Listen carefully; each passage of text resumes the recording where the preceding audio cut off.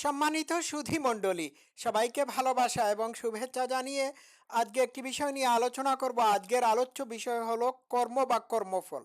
এটিকে ইংলিশে বলা হয় কর্মা। ঠিক আছে, তো কিভাবে ব্যাড কর্মা বা কর্মফল থেকে বাঁচবেন সেই ব্যাপারে আজকে আলোচনা করা হবে। একটা কথা মনে রাখবেন, আমরা যেসব বিশৃঙ্খলা বা সমস্যার মুখোমুখি হই তা কিন্তু এই পৃথিবী কর্তৃক নয়, বরং আমরা যেভাবে আমাদের জীবন চলার পথ বেছে নিয়ে থাকি তার দ্বারাই এটি অর্জিত হয়।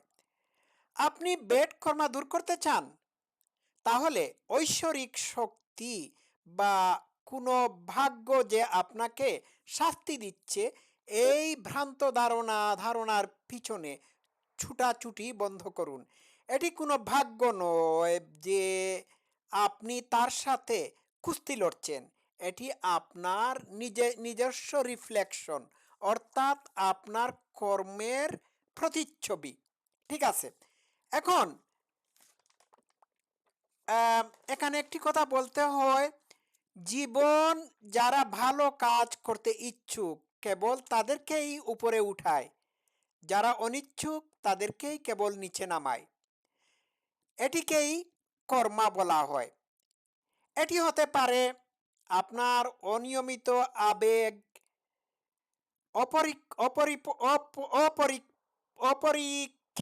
অপরীক্ষিত উদ্দেশ্য বা অসংযত অভ্যাসের পরিণতি। এটি হতে পারে আপনার কর্মফল বা কর্মা।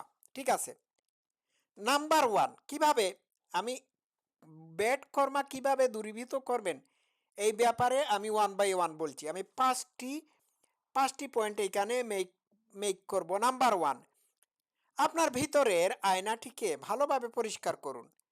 আমরা সবসময় প্রশ্ন করে থাকি, কেন খারাপ জিনিস আমাদের ক্ষেত্রে ঘটে? তো এই প্রশ্নটা আমরা হরহামেশা করে থাকি। মনে রাখবেন, কর্মের প্রতিবন্ধকতা কর্মকে এগিয়ে নিয়ে যায়, যা আপনার পথে বাধা হয়ে দাঁড়ায়, তাই শেষ পর্যন্ত পথে পরিণত হয়। ঠিক আছে, এটি একটি কথার কথা বললাম। যদি আপনার জীবন অভিশপ্ত মনে হয়, যদি আপনি ক্রমাগতভাবে প্রতারিত হয়ে সব বিলম্বিত হওয়ার ভয়ে ভেঙে পড়েন, এই সময়টাতে এই সবের জন্য বাইরের কোনো কিছুকে ব্লেম করা বন্ধ করতে হবে। এই সময়টাতেই বাইরের কোনো শক্তিকে এইগুলো ঘটার জন্য আপনি ব্লেম করা বন্ধ করতে হবে। আপনার কর্মাই আপনার চরিত্র স্বরূপ আপনার কাছে আবির্ভূত হয়। আপনার কর্ম হচ্ছে আপনার সেই চরিত্র যেটি রাগ, ক্ষোভ, হিংসা, বিদ্বেষের প্রতিধ্বনি স্বরূপ, যা আপনি অতীতে নিয়ন্ত্রণ করতে পারে নাই, যার উপর আপনার নিয়ন্ত্রণ ছিল না। এখন আপনি সেটির ফল ভোগ করছেন। ঠিক আছে, মনের শান্তির জন্য অপকর্মকে কবর দেওয়ার যে কথা ছিল, আপনি সেই অপকর্মগুলোকে কবর দেন নাই বা ডিলিট করেন নাই, যার ফলশ্রুতিতে এই অপকর্মের ফল আপনি এখন ভোগ করছেন। এটাই হচ্ছে সত্য। বাইরের মানুষ আপনার ভিতরে যা আছে তা নিয়ন্ত্রণ করে না, আপনার ভিতরের সব কিছুকেই আপনি নিয়ন্ত্রণ করতে পারেন। অতএব ভিতরটা পরিষ্কার করুন, আপনার কর্মাও পরিষ্কার হয়ে যাবে।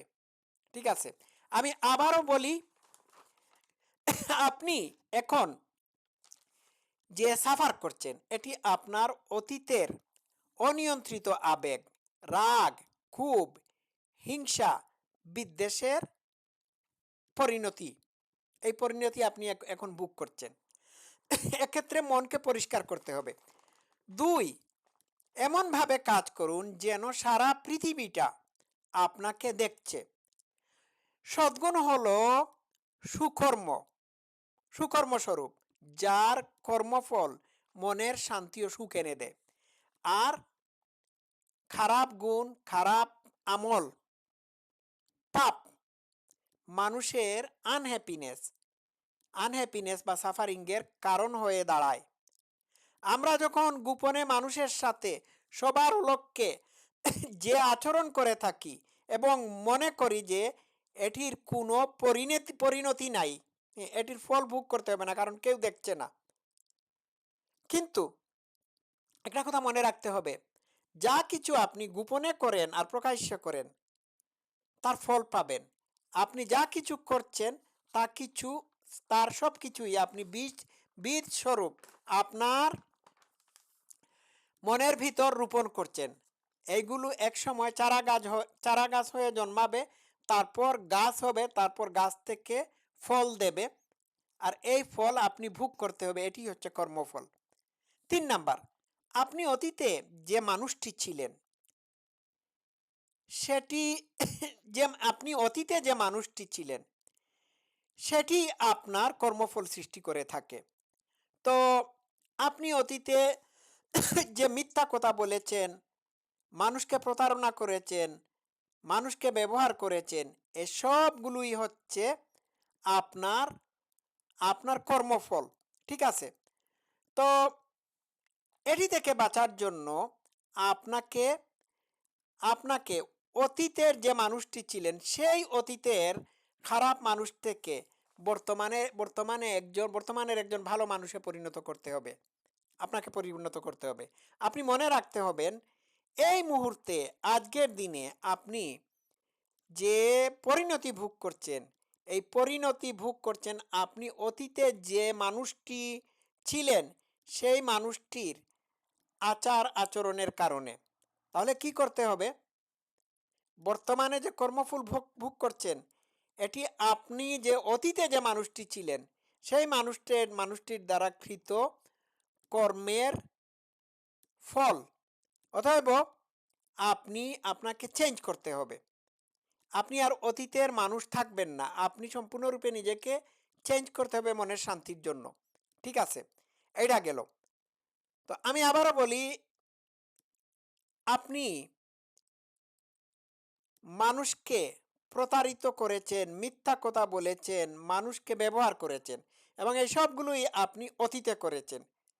তো আপনি যে অতীতের এই মানুষ হয়ে এই কাজটি করেছেন, এইবার যদি আপনি নিজেকে এই অতীতের মানুষটি থেকে সম্পূর্ণরূপে বদলে দিয়ে নতুন একজন ভালো মানুষ হিসাবে রূপান্তরিত করেন, তাহলে আপনার কর্মফল ভবিষ্যতে আর ভোগ করবেন না, যা হবার হয়ে গিয়েছে। 4 নম্বর হচ্ছে, জীবন কিন্তু এত সহজ না। আপনি যদি সব সময় আরাম আয়েশের মধ্যে নিমজ্জিত থাকেন তাহলে ভবিষ্যতে আপনি যখন কঠিন পরিস্থিতির সম্মুখীন হবেন তখন আপনি ভেঙে পড়বেন, তখন আপনি হাই উতাস করবেন, ভাববেন, বলবেন এটি আমার ক্ষেত্রে কেন হলো। এই ক্ষেত্রে আপনাকে সেলফ ডিসিপ্লিন করা উচিত। আপনি কমফোর্টকে মানে শুধুমাত্র ভোগ করলে হবে না বা কমফোর্ট জোনে থাকলে হবে না, আর কমফোর্ট জোনের থেকে আপনি পেইন, কষ্ট এইগুলোকে এইগুলোকে আপনি অ্যাভয়েড করবেন না। আর আপনার মাঝে মধ্যে ভলান্টিয়ারিলি আপনার এই সমস্ত পেইন বা যন্ত্রণাকে মানে প্র্যাকটিস করা উচিত। আপনি সকালে ঘুম থেকে উঠবেন, আপনার মন চাচ্ছে না, আরামের বেড ছেড়ে ঘুম থেকে উঠবেন, কিন্তু আপনি উঠবেন। আপনার আপনি মাঝে মধ্যে ক্ষুধার্ত থেকে ক্ষুধার কষ্ট অনুভব করবেন। যে সমস্ত জিনিস না হলে আপনার চলে না, এই সমস্ত জিনিস ছাড়া চলার চেষ্টা করে দেখবেন। এই সমস্ত প্র্যাকটিস আপনাকে ভবিষ্যতের হার্ডশিপের জন্য প্রিপেয়ার করে। ভবিষ্যতে যখন আপনি কঠিন মুহূর্তের মধ্যে পড়বেন তখন আপনি এইগুলোকে ফেস করতে পারবেন। 5 নাম্বার হচ্ছে, রিফিউজ টু রিয়্যাক্ট। কোনো কিছুর প্রতি রিয়াকশন দেখাবেন না। রাগের বদলে রাগ, অপমানের বদলে অপমান, অপমান অপমান করলে পরে আপনি আপনার কর্মাকে আরো ভারী করছেন। রাগের বদলে রাগ করাও কিন্তু একটা কর্মা, একটা ব্যাড কর্মা।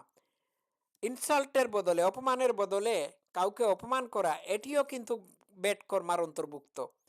তো এইগুলো করলে পরে এর ফল আপনি ভোগ করবেন। এর পরিণতি হচ্ছে আপনার মানসিক শান্তি নষ্ট করা। হুম? ঠিক আছে? তো এই সমস্ত ব্যাপারে খেয়াল রাখতে হবে। আমি আজকে এই ৫ টি বিষয় নিয়ে আলোচনা করলাম। সবাই ভালো থাকবেন। Love you all. Thank you so much.